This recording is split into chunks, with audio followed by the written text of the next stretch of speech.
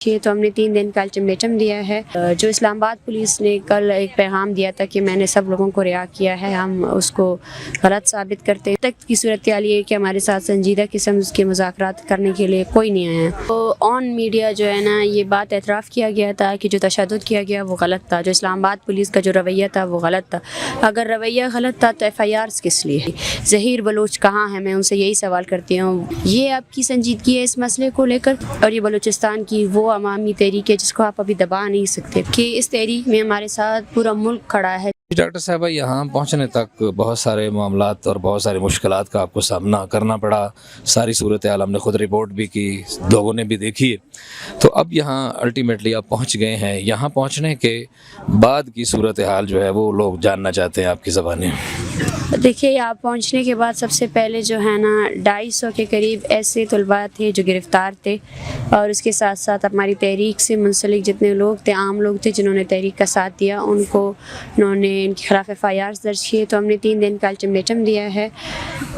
ہمیں تشویش ہے کہ ڈاکٹر ظہیر جو PhD کے اسکالر ہیں قائد اعظم یونیورسٹی میں، ان کا ہمیں ویئر اباؤٹس نہیں پتہ ہے کہ وہ کہاں ہیں، ان کو کہاں رکھا گیا ہے۔ ان کے شواہد موجود ہے کہ ان کو پولیس وین میں ڈالا جا رہا ہے، اور وہ پولیس سے مسلسل یہی ریکویسٹ کر رہے ہیں کہ آپ جو ہے نا مارچ کے شرکاء کو پریس کلب آنے دیں۔ تو جو اسلام آباد پولیس نے کل ایک پیغام دیا تھا کہ میں نے سب لوگوں کو رہا کیا ہے، ہم اس کو غلط ثابت کرتے ہیں، اس کی تردید کرتے ہیں۔ ہمارے پاس لسٹیں موجود ہے، اور ڈاکٹر ظہیر سمیت ایسے 100 کے قریب طلباء ہیں جن کا ہمیں کچھ پتہ نہیں ہے وہ کہاں ہیں۔ اور ہم اب تک کی صورتحال یہ ہے کہ ہمارے ساتھ سنجیدہ قسم کے مذاکرات کرنے کے لیے کوئی نہیں آیا ہے۔ ہمارے پاس لسٹیں موجود ہے، اور ہم ہر اس شخص کو اور اس اختیاردار ادارے کے پاس اپنے لسٹیں لانے کے لیے تیار ہے، اور اس غیر انسانی عمل کے خلاف، ایکسٹرا جوڈیشل کلنگز کے خلاف، ڈیتھ اسکواڈ کے خلاف جو ہماری تحریک ہے، ہم ان سے ہی یہ مطالبہ کرتے ہیں کہ وہ آئیں اور ہمارے مطالبات کو پورا کریں۔ اچھا، آپ کا ابھی تک آپ کے 100 کے قریب لوگ جو ہیں آپ یہ کہہ رہی ہیں کہ زیر حراست ہیں، انہیں ابھی تک چھوڑا نہیں گیا ہے، اور 250 سے زیادہ لوگوں کے خلاف FIRs کٹ چکی ہیں، اور اس کے حوالے سے ابھی تک کوئی پیش رفت نہیں ہوئی۔ اسلام آباد کی انتظامیہ نے، IG نے، وزیر داخلہ نے، کسی نے کوئی رابطہ نہیں کیا؟ جی نہیں، اور مسئلہ یہ ہے کہ سب سے پہلے تو آن میڈیا جو ہے نا یہ بات اعتراف کیا گیا تھا کہ جو تشدد کیا گیا وہ غلط تھا، جو اسلام آباد پولیس کا جو رویہ تھا وہ غلط تھا۔ اگر رویہ غلط تھا تو FIRs کس لیے؟ آپ نے FIR کس لیے کیا؟ جب آپ نے یہ غلطی ایکسیپٹ کی ہے کہ سب سے بڑی غلطی کنفرنٹیشن کرنے کی غلطی، معصوم جو شہری تھے جو پروٹیسٹ کرنے آئے تھے ان کو آپ نے واٹر کینن سے، بٹن چارجز سے مارا، وہ غلط تھا، تو پھر FIR کس لیے؟ ظہیر بلوچ کہاں ہے؟ میں ان سے یہی سوال کرتی ہوں۔ اس کے باپ نے ابھی مجھے فون کال کیا ہے، وہ اتنے پریشان ہیں، انہوں نے اپنی زندگی کی جمع پونجی ظہیر پر لگا دی کہ ظہیر کل کو PhD کرے گا، وہ بلوچستان کے لیے، بلوچ کے لیے کچھ کرے گا۔ میں ان کو کیا جواب دوں؟ میں اس ریاست کو بولتی ہوں کہ آج پورا بلوچستان سراپا احتجاج ہے جبری گمشدگی کے خلاف، اور اس کے جواب میں آپ اور لوگوں کو گمشدہ کر رہے ہیں۔ یہ آپ کی سنجیدگی ہے اس مسئلے کو لے کر؟ یہاں سے ظاہر ہوتا ہے کہ یہاں پر جو ہے نا اس مسئلے کو لے کر اس ریاست کے جتنے انسٹیٹیوٹ ہیں ان میں سے کوئی سنجیدگی کا مظاہرہ نہیں کر رہے ہیں۔ وہ جو لوگ پہلے سے لاپتہ تھے، جن کے لیے یہ تحریک چلائی گئی ایکسٹرا جوڈیشل کلنگز کے خلاف، ان کے لیے تو آج تک ہمارے ساتھ کسی نے بات ہی نہیں کی۔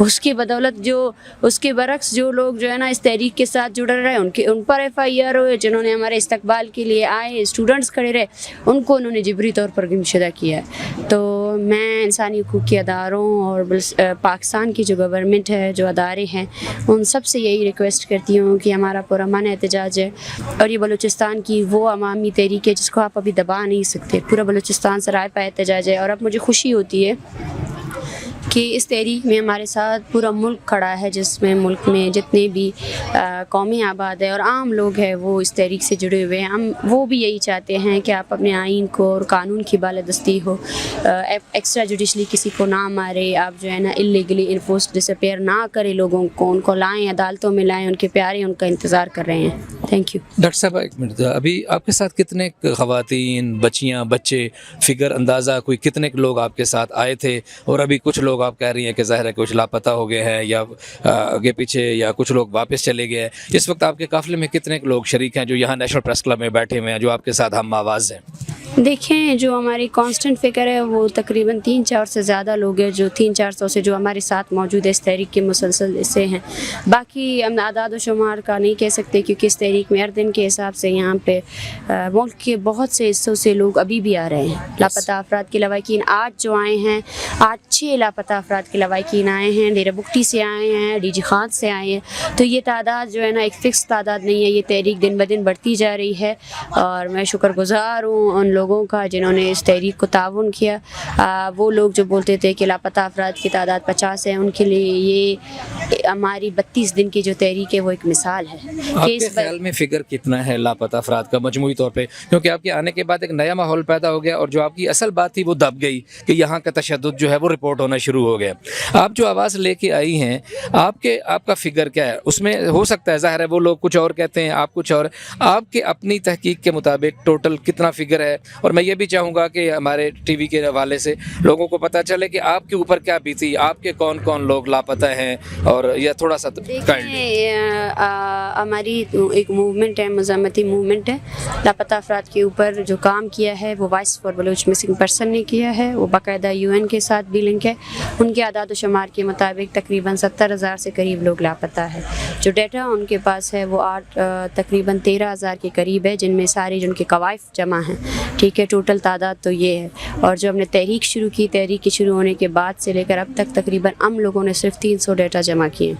तो ये वो तादाद है जो कभी किसी मीडिया में नहीं आई है और इन सब की केसेस कमीशंस में जमा हैं। ऐसे बहुत एक डर है, एक खौफ है। देखिए, जब कोई लापता अफराद गुमशुदा हो जाता है तो उसकी FIR नहीं कटती है सबसे पहले, और जो वज़ीर होते हैं, वज़रा होते हैं, वो ख़ानदानों को इस बात पे वो करते हरासा करते हैं कि आप खामोश रह जाए, आपके प्यारे को लेकर आएंगे।